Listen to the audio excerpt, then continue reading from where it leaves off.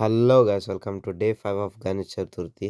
ముందు లేవంగానే స్నానం చేసేసి ప్రసాదం ప్రిపేర్ చేయడం స్టార్ట్ చేసేసిన. ఇవాళ ప్రసాదం అయితే మోదక్. ముందుగా వేడి పాన్ లో నెయ్యి వేసుకొని అలా కోకోనట్ స్ట్రెడ్ చేసుకున్నది వేసుకోవాలి. ఇట్లీ కలర్ వర్క్ రోస్ట్ చేసుకున్నాక అలా బెల్లం వేసుకోండి. అంతా అయిపోయినాక మిక్చర్ అంతా ఒక బౌల్ వేసుకోండి. ఇప్పుడు మోదక్ కోసం పిండి తయారు చేసుకుందాం. అదే పాన్ లో నీళ్ళు పోసుకోండి. పోసినాక అలా కొంచెం గీ వేసేయండి. ఇప్పుడు అలా రైస్ ఫ్లోర్ వేసుకోండి. ఈ కన్సిస్టెన్సీ వచ్చినాక స్టవ్ ఆఫ్ చేసుకోండి. తోండి ఈ షేప్ లో చేసుకోవచ్చు. ఇప్పుడేమో ఆ మోదక్లని స్టీమ్ చేసుకోవాలి. ఒక 10 to 15 minutes స్టీమ్ చేసుకుంటే సరిపోతుంది. ప్రసాదం అయిపోయినాక పూజ అయితే స్టార్ట్ చేసేసిన.